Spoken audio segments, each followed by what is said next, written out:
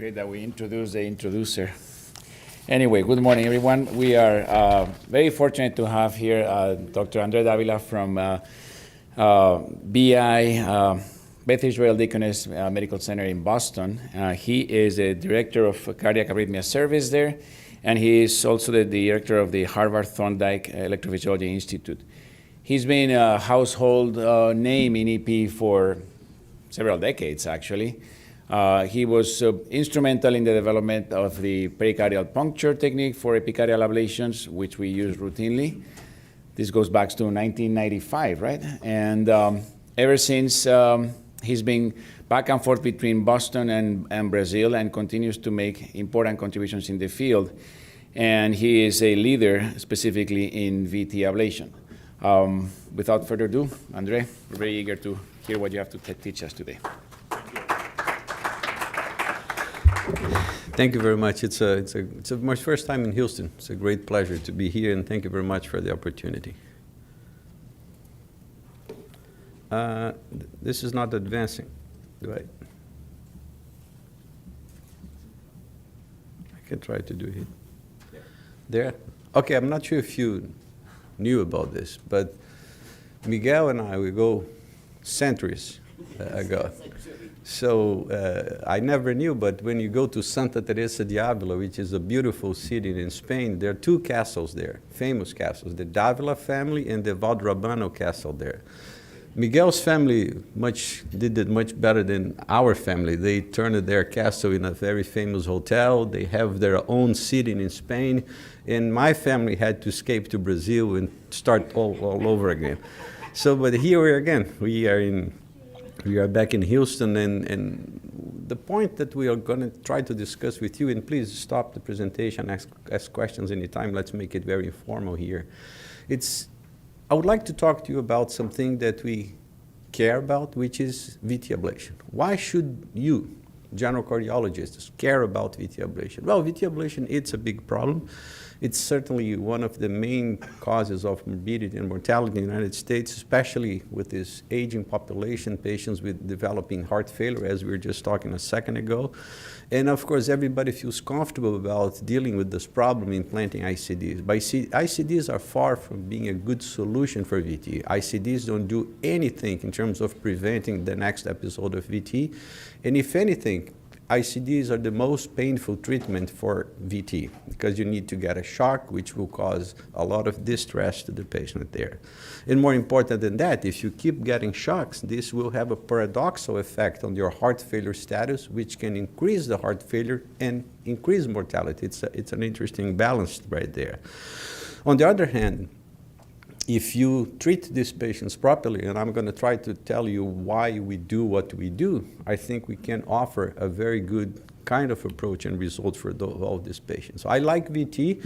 This is my first paper in VT. I was a first-year EP fellow in Belgium. I trained with Pedro Brugada back in the day, and this is 30 years ago. And what I'm going to try to tell you is what exactly has changed over the last 30 years and the limitations that we are able to identify that would result in a not so interesting approach for VT 30 years ago. I think there was a huge change in the field, and that's what I'm going to try to talk to you.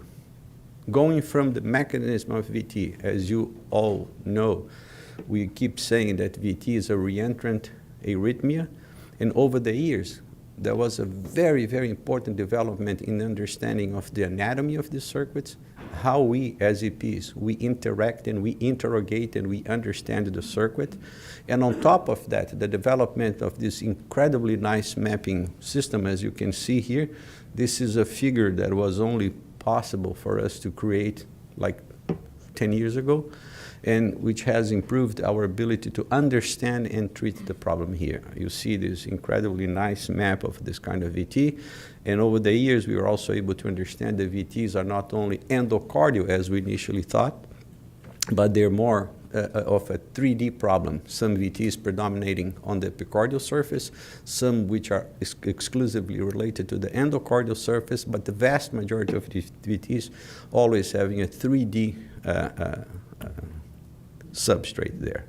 Let's start from scratch. Any surgeons here? What would you do in a situation like this? This is a male, heart failure, ejection fraction decent. This is something that we used to see in the past, these massive anteroseptal aneurysms, right? These are patients with a proximal LAD infarct, and these patients come to the hospital with VTs, not an infrequent presentation VT there, and they are actually having PVCs and VTs despite of the use of amiodarone. So what's the best treatment option for this patient? You can choose the last two. Well, and this is exactly what the problem is, right? We need to know what we can do, but when you look at a situation like that, what you would like to offer is a good treatment for VT, which at the same time result in an improvement of the LV function. Because if you can treat a VT, but your ejection fraction is 9, this patient is going to die for a different reason in a short period of time. ICDs, as we were talking to you before, they don't do anything for the ejection fraction, and they don't actually prevent the next VT episode. If they do a good job there, they're going to actually treat the episode when the episode happens. But if you have, like, you go into VT storm, if you have multiple episodes, being exposed to excessive ICD treatment can be actually bad for your heart failure condition. And of course, amiodarone, which is the only or the most important medication for the treatment of VT, has several different limitations there. And it seems that using amiodarone when patients are, or increasing the dose of amiodarone when the patients are already taking amiodarone doesn't resolve the clinical problem there. So our cardiac surgeon, Jatene, back in the day in São Paulo, this is like many, many years ago, Jatene had developed the technique to which they call it the double plicature to solve the problem of these anteroseptal aneurysms, which was good. They would remove the anterior wall aneurysm at the same time create this double plication, shrinking the septal part of the aneurysm. And what was interesting is that this was developed to improve the ejection fraction. But since they were removing the entire substrate, or most of the substrate, they were actually able to present with good results for VT. So this is what's happening when ICDs were not available in Brazil. And look at the results. This is like a very long follow-up. The clinical results in terms of VT recurrence were actually excellent. But what you see here is that these patients had no VT, they were treated to ischemia, and they would have a much, much better ejection fraction, as you can see in this slide. I traced these ventriculographies myself, all of them, so I like these drawings here. So you had all you wanted to have. So you were able to treat ischemia, to treat VT, to improve the ejection fraction. And in spite of that, look at the overall mortality over time. So the VT population is a population that by themselves, they are very sick patients. Of course, we invest in VT treatment because what we can offer to treat heart failure these days and to treat all the risk factors is completely different from 20 years ago. And if we can put it all together, of course, surgery has no rule in VT ablation anymore, just in very specific subgroups of patients. But we need to understand that VT, what we can do for VT now is much better than what we are offering in the past, and also the management of risk factors and heart failure is way better. But another very important lesson from these days was that, well, this was done in the OR without any EP map. That's interesting. So in a way, depending on how you approach the scar, you don't need to map at all. And this is real, it's here.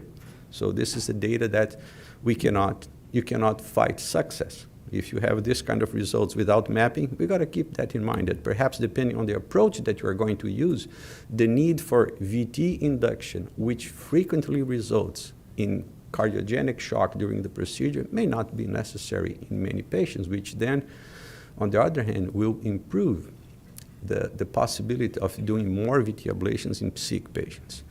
But you just saw what the surgeons were doing, right? They were removing this entire substrate from the heart. So how is it possible that Dr. Valderrabano will take a patient with the same kind of substrate, massive scar, and treat VT with a 4 millimeter lesion? That's exactly what he's going to do. He's going to To treat this condition here, this gigantic anteroseptal aneurysm, he's going to treat the VT with a very small lesion. How is that possible? How can we do this without removing the entire substrate? That's why we need to understand what the VT substrate is. So I had the pleasure, the honor of working with Jacques D'avila in Amsterdam. Jacques D'avila was a pioneer in describing a completely different idea in terms of what the VT ischemic substrate and in VT in general is all about. What you can see here is that this is the entire scar. The substrate for VT is not scar. The substrate for VT are the surviving bundles that connect both sides of the scar, two portions of the scar. And as you can see here, represented in white is dense scar, which has nothing to do with VT. And it's the black part that the surviving bundles come this way, and they connect this little portion to this one, connecting the two sides of the scar. That's the substrate for reentry. And that's very important to know, because if Miguel had to remove the scar and burn the entire scar, it would be impossible to do that with a 4 millimeter RF lesion. But if the substrate is this tiny little portion of the scar with surviving bundles inside the scar, that's why we can burn the scar and transform a gigantic scar in a non-arrhythmogenic scar, because you're specifically modifying the substrate that resides inside the scar. And that's exactly what the surgeons were doing by removing the anteroseptal wall and stitching the septum. By putting all these changes on the aneurysm, they would completely change the scar without knowing that they were actually treating these small bundles of surviving myocardial that cross the scar and are the substrate for reentry in most of our patients. What's interesting to know is that this small bundles of surviving myocardium, they can go from epi to endo and intramural. Depending on the substrate, we're going to have a prevalence of this surviving bundle sitting in one side of the wall. Let me give you an example. For post-myocarditis, for desmoplakin, for Chagas disease, the circuits, or for ARVC, the circuits are most commonly happening epicardially. For post-MI, they're more endocardial. So depending on the substrate that you are dealing with, you have to use different strategies to localize these circuits, to localize these small bundles of surviving myocardium. And we, swear to God, I'm not going to use many of these things. It's just for you to one of the things that we can do is to take the patient to the lab, and using different EP maneuvers, we can locate these bundles and ablate them all. And as you can see here, sometimes the bundles, so sorry, there was a change. So as you can see here, by localizing those bundles, I can apply radio frequency and stop my VT. I'm not changing the scar, I'm just modifying the bundle there. And if the VT is actually intramural, I can use different strategies, such as a bipolar application. I put my catheter on the epi space and on the endo space, and I can deliver some lesions there, which will finally result on the destruction of an intramural VT. These are options that we have to treat this. And as I mentioned to you, depending on the kind of disease that you're dealing with, you have to go to the epicardial space, because it's very difficult for us to create a transmural lesion with an endocardial ablation, or to get to the endo if you deliver an epicardial approach. This whole concept of epicardial was actually born in Brazil, because there was immense need for us to go epicardial in Chagas disease. And since then, it's been applied to many different types of diseases in patients there. What it does, it basically requires a dry epicardial puncture, placing a wire in the epicardial space, and then you have the space in your hands there. It's very important, because in some patients, the only substrate is located epicardially. This is a basketball player back in Brazil, and he had a completely normal endocardial surface. And there would be no reason for us to burn through the wall to get to the epicardial space. But when we went there, we found some interesting gems, and by delivering a RF, we were able to treat this condition. This is a different patient waiting for a heart transplant, came to the hospital in incessant VT. As you can see here, the endocardial surface is completely normal, and we deliver like an epicardial lesion back here. This is a great case, because the patient had a heart transplant 2-3 weeks after the procedure was done, and we were able to stop this problem with RF. Over the years, it became much easier for us to recognize when the circuits are endo, transmural, and epi. Because by using image, using MRI and CT, we can now play with the substrate. And the information that we typically get from MRI and CT pre-procedure not only help us in terms of planning the procedure, making the procedure safer because we will know where the coronary arteries are, the phrenic nerve is. We can now understand the structure of the substrate and plan our procedure in advance. And what's interesting, we can also dissect those the bundles of surviving myocardial inside the scar. They cannot be seen by CT, but we know where they are likely to live. So we have these channels of wall thinning. If I have a huge scar, as you remember from the previous picture, I have scar and scar, very thin wall. In between, you have a wall that is not so thin and is graded between a very thin wall and a not so thin wall. This is where those bundles, surviving bundles of myocardial will reside. Will live there, and we can have a very good idea in terms of the likelihood of they living there using a wall thinning strategy prior to ablation. This is actually very important. That's how we get to ablation. But I'm going to try to talk to you a little bit about what exactly are we doing with ablation. Do you have any questions? Do you understand why we can ablate and how easy it is for us to plan the procedure? Surviving bundles, we can image, everything can be done. But the problem is that up to now, even though smart people, very intelligent people like Miguel are working hard on VT, we were not, as a community, we were not able to change mortality even with successful VT procedures. What we know, it's interesting because VT ablation reduces VT recurrences and reduces VT storm, reduces ICD shocks. And that's interesting because if we do all of that, how come we cannot change mortality? We have to think about the procedure a little bit. When we check a Kaplan-Meier curve such as this, and you see an immediate change, separation after the procedure, and if the groups are similar groups there, you have to consider that the procedure itself is the reason for the mortality in a specific subgroup of patients not to go well. It's easy for us as EPs to say, well, these patients are dying more because they have more VT recurrences, but it's not a good hypothesis, it's not a good explanation. First of all, because all of these patients that have an ICD, the VT episode will be treated immediately there. So we have to consider, we have to think a little bit more carefully that despite of all the image, all the things that we can do right now, if we do something that is not appropriate during the procedure, in my mind, and this has been my working hypothesis for a long time, I think the procedure can counterbalance the possible beneficial effect on mortality.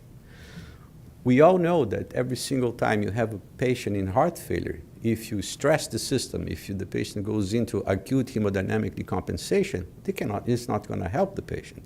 And that's exactly what happens in VT. So if you take the patient to the lab under general anesthesia, you keep inducing, you keep pacing, you can cause an acute hemodynamic deterioration, which will have an impact on early and the late mortality of the patient in 1 year. And as I mentioned to you before, this early separation that we see in VT procedures, we need to consider that perhaps the VT procedure itself is doing something that is not good for the patient. We can stop, we can eliminate VT, but in a way that can be too aggressive for the patient. And that seems to be a problem, specifically in those sick patients, as you can see here. It doesn't matter if the patient has a recurrence or not, if the ejection fraction is good. But if the ejection fraction is bad, after the procedure, most of these patients with or without recurrence, specifically those with recurrence, will have a poor outcome. Again, perhaps because we shouldn't be doing what we've been doing in VT ablation. And the reason for that can be easily explained by this slide here. Every single time I put a patient in heart failure, I have to shock him, I cause some acute hemodynamic deterioration. This has a continuous, cumulative, deleterious effect on the the hemodynamic of that patient. Here, it's a patient who we shocked, we induced VF, back to normal immediately after shocking him. In patients with a low ejection fraction, they never go back to baseline. The more we induce, the longer the procedure, the more hemodynamic deterioration they have, and they will never get back to baseline. Even when you put an impella for support, we've done lots of patients using impella to support our VT strategy. And as you can see here, this is the beginning of the procedure. This is cerebral oximetry that we're using to monitor those patients. Every single induction results in an acute, severe hemodynamic deterioration, which will have a cumulative effect to the point that here we would have to stop the procedure because the LA pressure was 32 in this patient. So it's clear that the strategy that we've been using to deal with VT is very complicated, because even though we need some of that information to guide our procedure, this can result in a poor outcome after the procedure. And that's a problem because, most of the patients these days, they do not tolerate the inducible VTs. In the past, when we have these massive scars, we would see more sustainable and VT that we could sustain and map and do all the tricks that we know to find a good spot for ablation. But these days, the pattern of scarring is different. Most of the patients that we see in the lab only present with very unstable VTs, which don't give us time to map, but yet can cause an important acute hemodynamic decompensation. The solution that the AP community found was to try to understand the substrate of VT without the need for induction. And as you can see here, we have two examples, US-made, Brazilian-made. So this is a beautiful activation map here that Dr. Tang has been using. All the information that you need is here. You see the isthmus of VT. You see the areas of block here, which are the transition between the surviving bundles and the scar. And you can pick and choose whatever area of the circuit you can to ablate. But as I keep joking with Dr. Tang, I said, this was a great study, but it took 2 weeks for the patient to leave the hospital because of the hemodynamic decompensation. This is a case that I did in Brazil. It's exactly the same substrate, but I was able to identify exactly the same components of the circuit just by simply RV pacing, without the need for VT induction and without the need for hemodynamic decompensation there. So that's where the field is moving to, now that we understand the substrate much better than in the past, we are trying to use different strategies to guide our procedure without the need for VT induction, without the need for acute hemodynamic decompensation, and potentially offer these patients all the advantages of ablation plus a mortality benefit there. I've been specifically working with different strategies. This is what Miguel doesn't like the name. I love the name, but it's okay. So what we are trying to do is to understand the scar by approaching the scar with different wave fronts. So I can pace from RV, from sinus, and LV pacing. Each time I pace from a different spot, I'm going to find a different kind of line of block inside of scar. Every single VT that we see in scar-related VT is somehow connected to a line of block, which makes sense. Without the line of block, there will be no reentry. Until recently, these lines of block were very hard to see, but with the kind of mapping systems that we have now, it's very easy to see these lines of block. And the way the line of block is represented, it's a function of the direction of the wave front, the direction of the wave, the front that approaches the scar. And as you can see here, when I use this wave front, I see my line there. Here I see a nice channel, and here when I do my RV pacing, my LV pacing, I have a wonderful channel there, a clear potential target for my VT ablation. What we are doing more recently, and Miguel, this is the first time I'm going to present this, is to combining all lines of block seen with different pacing strategies to better understand what's happening to the scar. So this is my line of block that I was able to see during sinus rhythm, combining with my lines of block that were only seen during during RV pacing. And now when I bring my different lines of block here, I can actually give you all the components of the circuit without VT. I know that this part of the substrate seems not to be important. I have potential circuits here, which could result in VT too. I also know that after using different types of maneuver, this was the most important part of my circuit there, which is surrounded by areas that are not important. So using this kind of approach, I can clearly delineate my lesion set without the need for VT. And this is just a validation, and this is when we try to prove that these channels are important. Instead of keeping the patient in VT for an hour, we just do this for 10 seconds or so, quick evaluation to make sure those areas are important, and then we can cardiovert the patient if needed, and then we can ablate without keeping the patient in VT for a long period of time. And these are different strategies that we use, but as you can see here, you already know that our job is to identify those channels of surviving bundles inside the scar area, which are surrounded by scar, and that's why they represent lines of block. The channels are protected by 2 lines of block, and this is a beautiful case. It's an immense anterior MI, and I was able to identify this anterior channel here, and by ablating here, I eliminate VT, again, without the need for VT. And this is a very interesting case. So this is a patient with 2 metallic valves coming to the hospital on a weekly basis because of nearly incessant VT. Impossible to give him hemodynamic support, 2 metallic valves, aortic and mitral. And if we had to induce VT in this particular situation, patient was sick enough, so perhaps we would lose the patient on the table. So what we did was to use the kind of strategy that I'm just talking to you, which is find different pacing strategies to be able to identify lines of block inside the scar. And here, we had this very interesting line of block with a gap right in the middle, with a lot of slow conduction. You see every single color that you see here represents a portion of the cycle length.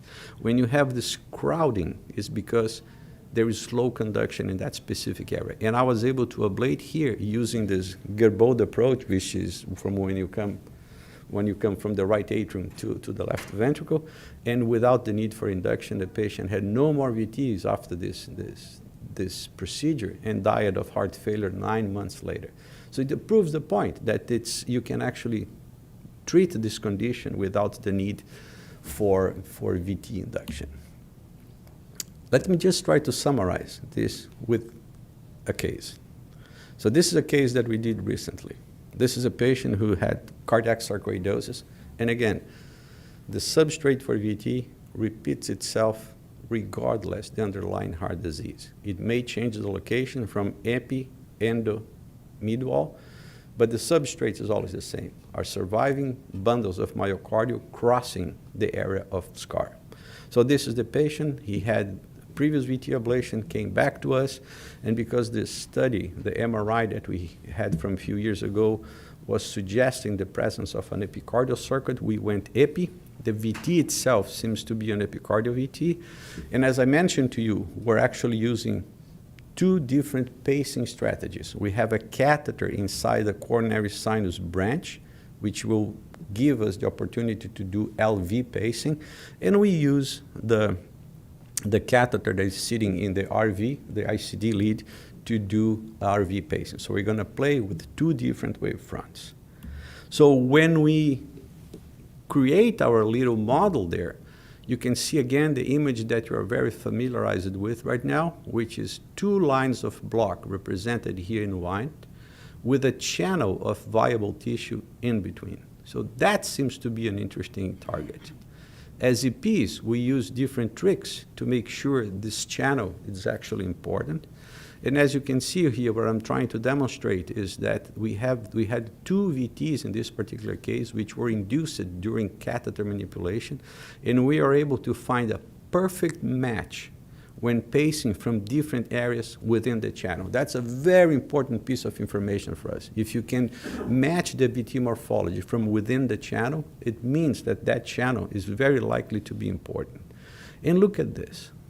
Here I have my two maps side by side. If I delete VT and LV, it's almost difficult to differentiate what is VT, what is the activation in sinus.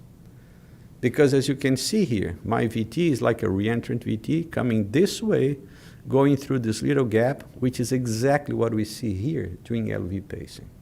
In a way, if I had to ablate this patient without VT induction, I would have done exactly the same ablation, exactly the same lesion set. And that's what we did. We put our lesion there, which resulted in a very quick termination of a VT in a very elegant way, EP-wise. Not that you guys care about it, but this is a very elegant way of terminating this VT. The case summary is very clear, so we have to consider, we have to understand the structure of the scar to plan our procedure in advance. If you're going to go epi, endo, bipolar, we may not need to induce VT in many of these cases to have a successful procedure, and if we don't need to induce, this seems to help the patient a little bit better. This patient has been free of VT for the last 11 months. If I go back to my paper of 30 years ago, and I'm going to finish in 2-3 slides, I think we are in a perfect timing for VT ablation now. All those limitations that we're able to recognize as important limitations 30 years ago, in a way or another, we were able to deal with this. Initially, we thought that the large scars were impossible to approach because they're just too large. There's a lot of modification to be done. That seems not to be the case. Even in large scars, you have few channels, potential channels for VT to sustain. And we can now understand the structure of the scar much, much better using imaging there. So the larger scars are not a problem. We could also understand over the years that the same channel can sustain multiple VT morphologies. So the point is not to be able to induce multiple VTs. The point is to be able to define the channel that can sustain multiple VT morphologies. That's checked out too. And since 1995, it became possible for us to map the epicardial space, which now it's no longer a limitation, which was a big problem in 1994 when that paper of mine came out. And not only that, sometimes you don't even need to go to the epicardium. Dr. Valderrabano has developed a very elegant way of ablating the epicardial extension of the scar, injecting alcohol in CS branches that are next to the target. So we are trying to work together with Miguel. I think this is a very promising approach. And I think, again, it's going to modify our ability to ablate epicardial circuits there. The last piece of the puzzle, let me put it this way, don't take me wrong, there's a lot more, but just to talk about the article of 30 years ago, is because during the last 30 years, EPs had this belief that VT is a functional problem. VT, the circuits are not related to the fixed lines of block.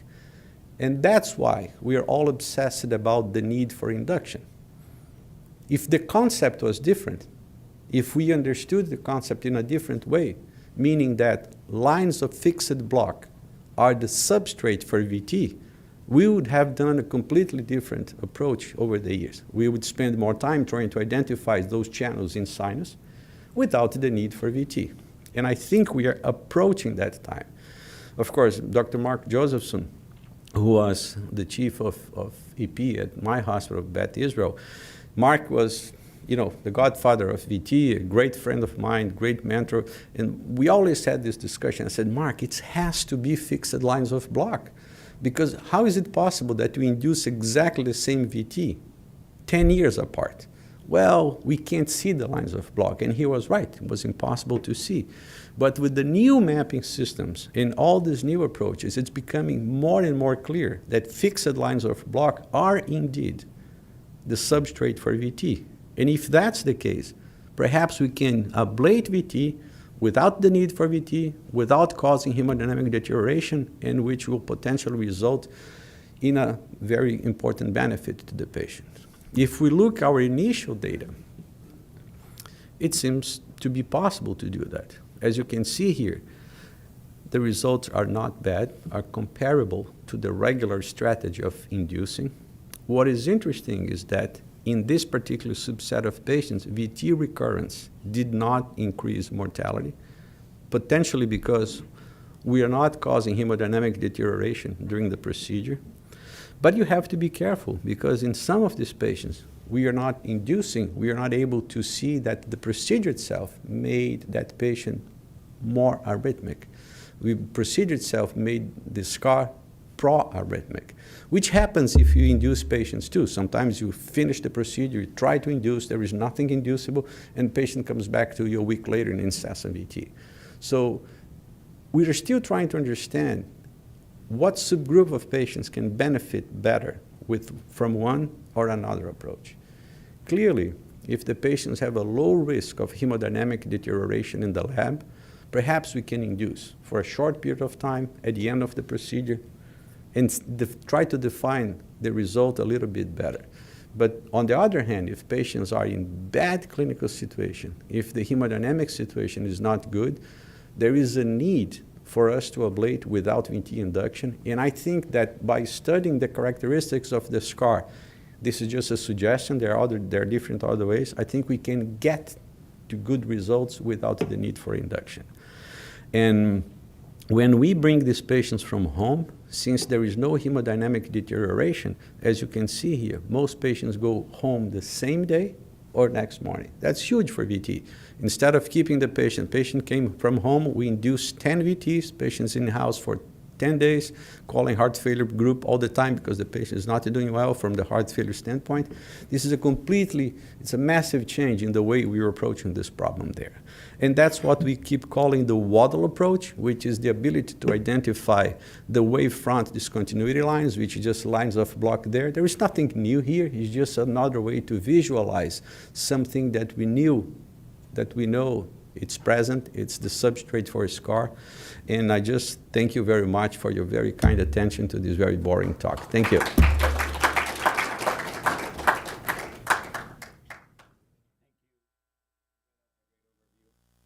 I was inspired by that paper you cited from your work in Brazil on surgical and the remodeling after surgery. And I'm happy that we have Dr. Lori here, who was one of the pioneers in surgical VT ablation. And my question to you and to Dr. Lori is, yes, we have evolved techniques to get rid of the substrate with catheter ablation procedures. We burn, and we may get rid of the substrate, but do you think there's a favorable remodeling that we're missing when a surgeon not only gets rid of the substrate, but actually remodels that ventricle? And that may lead to better function down the line. We don't change the ventricular geometry with ablation. Do you think there may be a role, will there ever be a role to reconsider surgical approaches? Absolutely. I mean, one of the problems that it's a very specialized procedure, so you need like people with a lot of experience, centers that are devoted to that. Even with this approach in Brazil, with a very selected population, the mortality rate was 8% back in the day. So, but if you could approach the VT substrate and at the same time change the remodeling of the heart, that's the ideal situation for us. Unfortunately, that's not possible in many VT substrates like the non-ischemics, for instance. There is nothing for you to do there that will result in better LV ventricular function. But this is a subgroup of patients that benefit the most from the surgical approach, which is like this massive anteroseptal aneurysms there. And I can't speak for how easy, how different this kind of approach is, but if you can remodel, if you can change the geometry of the ventricle and treat VT at the same time, I would favor that approach tremendously. I have another question. Now we have a big group of imaging cardiologists here at this institution have been very powerful in imaging. And you alluded to the fact that with current techniques of imaging, we can start a procedure knowing where is the meat, where is the business of VT substrate, and where to look for. There's work on of course, MRI. There's work on CT scan looking at lipomatous metaplasia as areas that can be not distinguish a scar from an arrhythmogenic scar. Do you think we'll ever get to a point where we will just image before and forget about mapping, just go there and burn? Well, we just published this like 2 years ago. I think it's impossible to use image alone for several reasons. The main one being the registration. So because you have to co-register the image to your mapping system. And even if you do the best possible job in the world, that's the stuff that we did many years ago in animals, you're off by 4, 5, 6 millimeters at best. And I love pre-imaging. It helps planning the procedure. It helps me go to an area that I care the most about. But I don't think image only can replace mapping, good mapping. Image can be better than bad mapping, but image can never replace a good mapping there. Having said that, there are some treatment modalities such as radiotherapy for VT, which are purely based on imaging.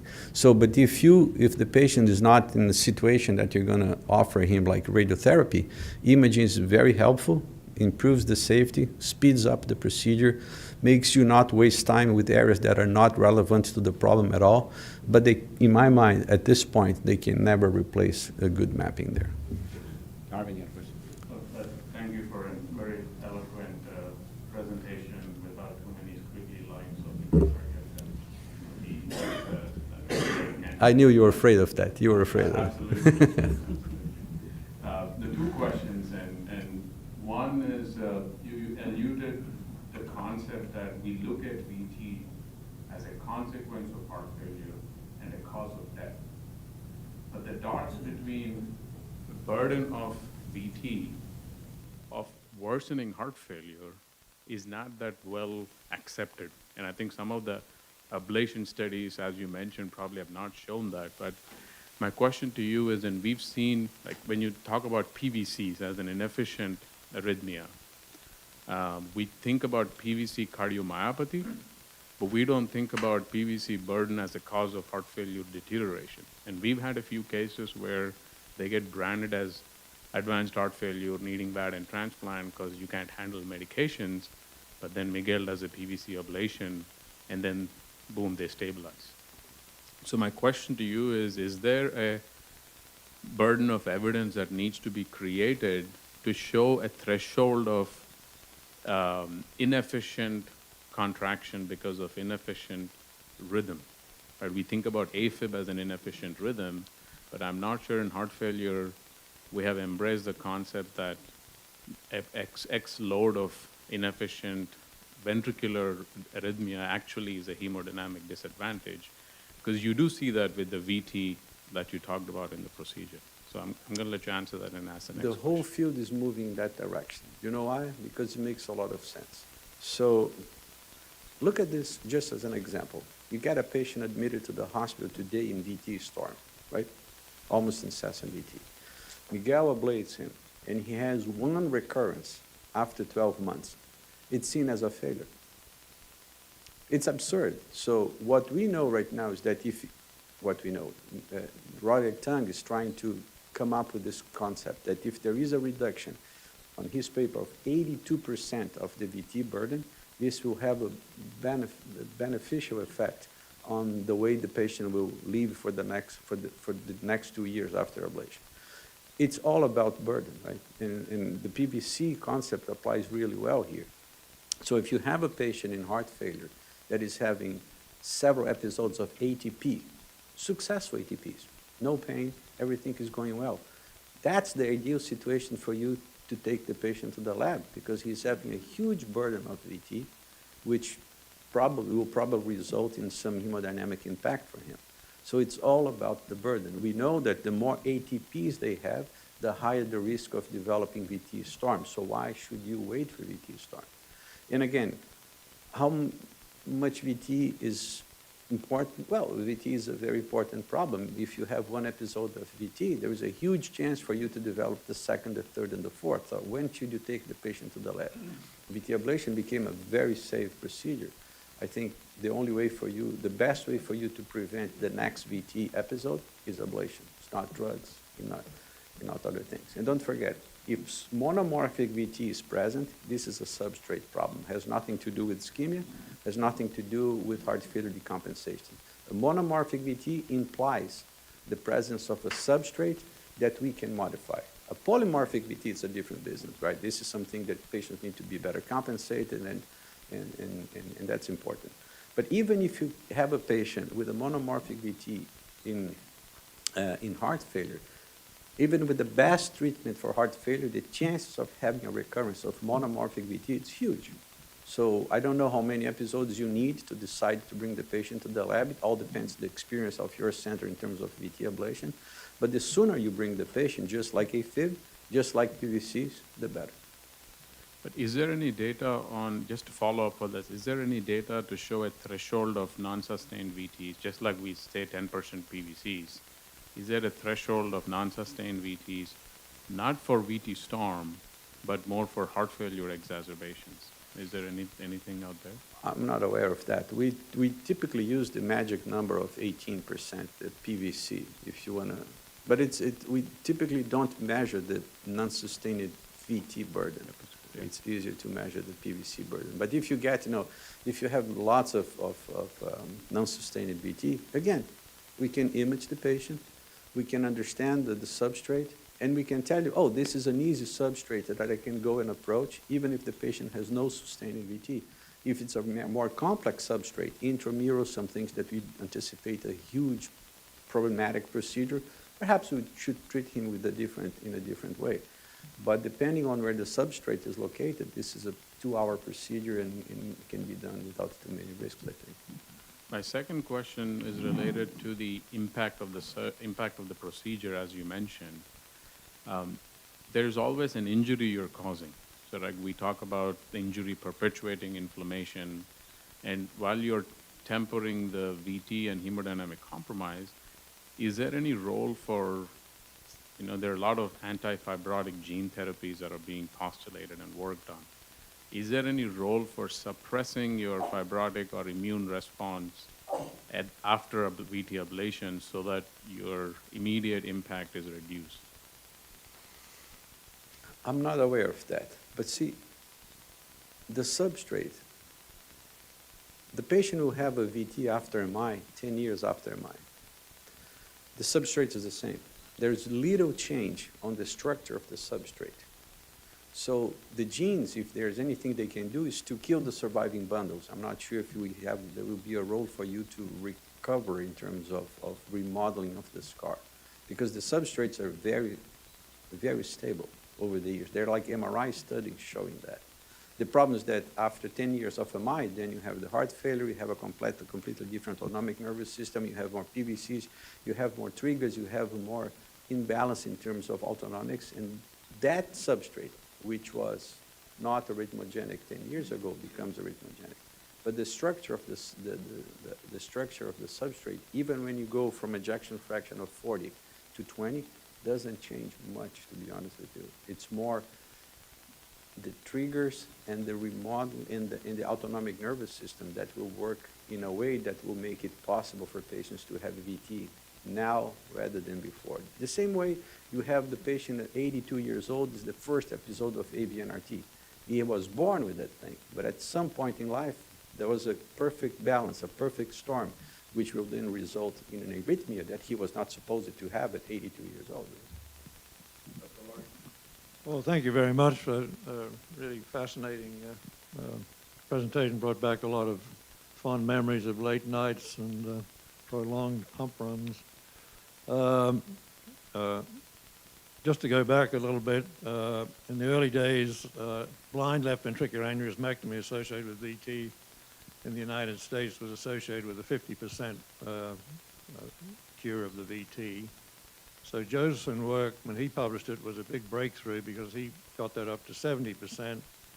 And he did that by extending the resection beyond the surgical fibrous element and found a plane between the endocardium and the viable muscle, and it's his so-called endocardial resection procedure.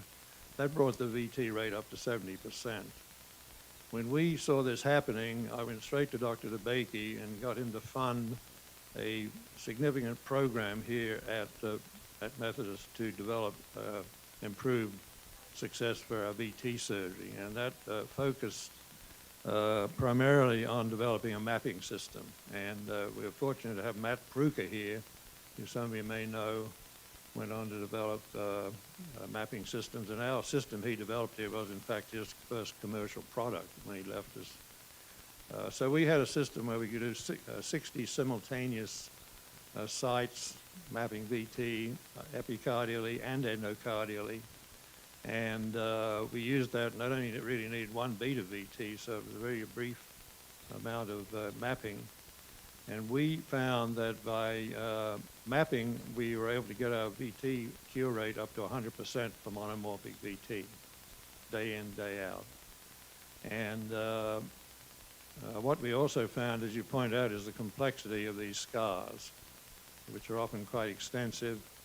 And we would find quite a significant disparity in the site of breakthrough for the epicardial and the endocardial data.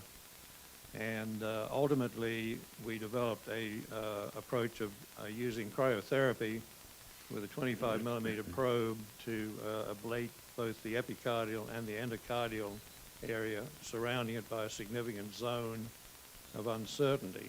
And that was ultimately the only way we finally got to the 100% cure rate. And if I understand correctly from your slides, you experience a 10 to 15% early recurrence with your catheter ablation. So I think mapping may still have a role. The anatomy alone, I don't honestly believe is ever going to find a single spot, because what we found, in fact, after we ablated some of these things, the original morphology changed to another morphology. And whether that was because the same impulse was traveling around some dead tissue, or whether another site lay dormant and then it became apparent, I don't know. But the sad thing is that we got this cure rate up to 100%, and in patients with an EF above 30%, our surgical mortality was 0. And we did 120 patients, and of course the defibrillator came, and everyone immediately stopped thinking about surgery. So even though I know I'm the only person here, maybe the only person in the world, saying that it's not a bad thing just to keep in the back of your mind that maybe there is another option when someone's in trouble.